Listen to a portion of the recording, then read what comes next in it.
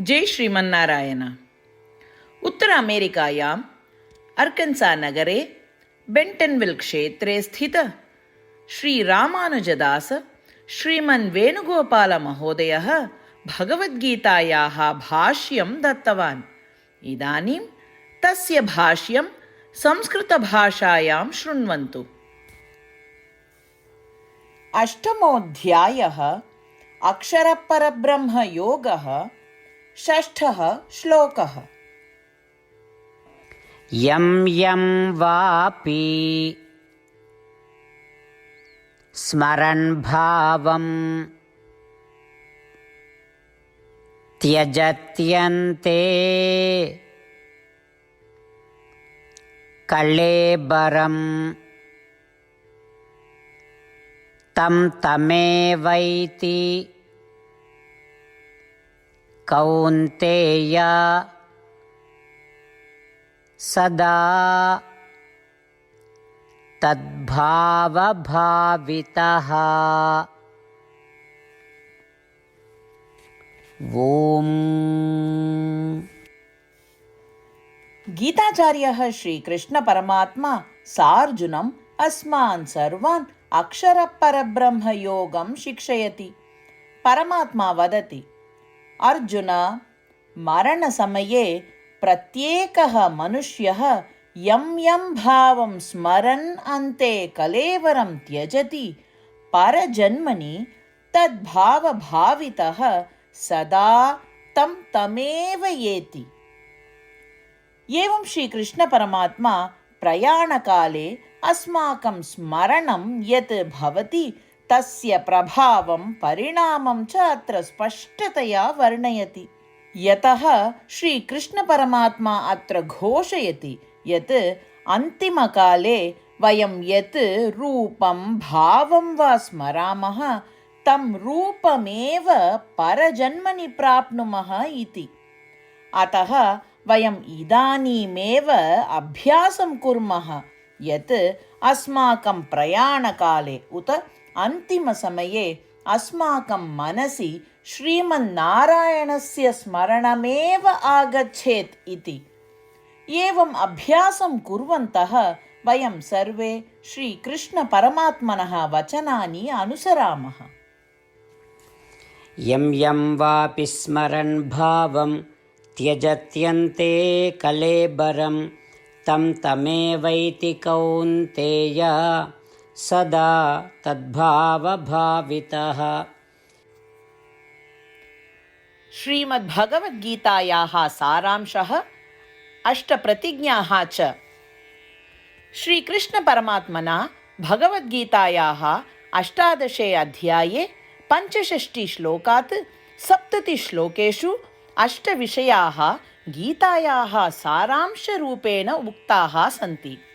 श्रीकृष्णः वदति, एतेषाम् 8 विषयाणाम् अनुसारिणः एव मम प्रियाः, अहं तान् सर्वथा रक्षिष्यामि इति। श्रीकृष्णपरमात्मनः सम्पूर्णां भगवद्गीतां श्रुत्वा अर्जुनः वदति यत् करिष्ये वचनं तव इत्युक्ते, हे कृष्ण, भवान् यथा वदति तथैव करिष्यामि। अत एव श्रीकृष्णः सर्वविधसाफल्येन जयेन च अर्जुनम् अनुगृहीतवान् अस्ति।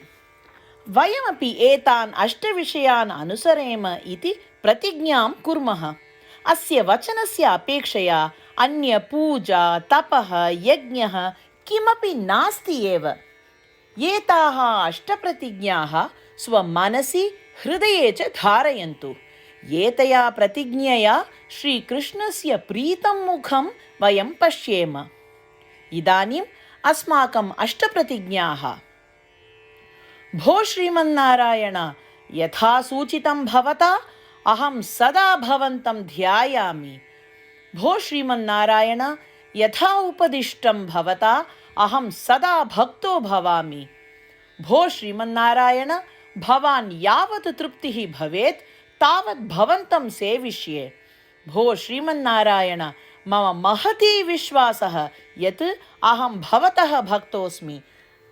बद्धाञ्जलि भूत्वा भवन्तं सदा वन्दे। भो श्रीमन्नारायण, अहं भवतः वचनानि स्मरामि, मामेकं शरणं व्रज। भो श्रीमन्नारायण, भवतः चरणे एव आगतोऽस्मि। भो श्रीमन्नारायण, पुनः स्मरामि भवतः वचनं, मा शुच। अहं कदापि न दुःखो भवामि। भो श्रीमन्नारायण, श्रीमद्भगवद्गीताम् अस्मभ्यं दत्त्वा अस्मान् सर्वान् अनुगृहीतवान् अस्ति।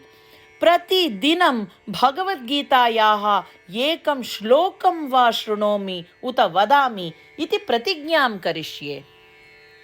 भो श्रीमन्नारायण, सर्वेभ्यः मानवेभ्यः भगवद्गीता भवता अनुगृहीता अस्ति। अज्ञातेभ्यः जनेभ्यः अपि एतां भगवद्गीतां नेतुं यतिष्ये। भो श्रीमन्नारायण, यथा भवता उक्तं तथा करिष्ये। यथा भवतः इच्छा तथैव आचरणं करिष्ये। भवतः एव सेवां करिष्ये। यदि एवं श्रीमन्नारायणस्य वचनं पालयेम तर्हि तदेव प्रत्येकस्य पूजा भविष्यति। पूर्णविश्वासेन पुनः प्रतिज्ञां कुर्मः। भो श्रीमन्नारायण, करिष्ये वचनं तव।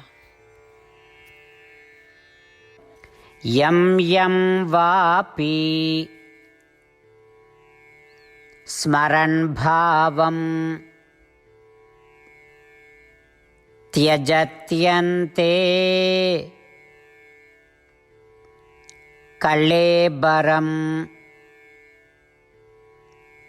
तं तमेवैति कौन्तेय सदा तद्भावभावितः। ॐ यं यं वापि स्मरन् भावं त्यजत्यन्ते कलेबरं तं तमेवैति कौन्तेय सदा तद्भावभावितः।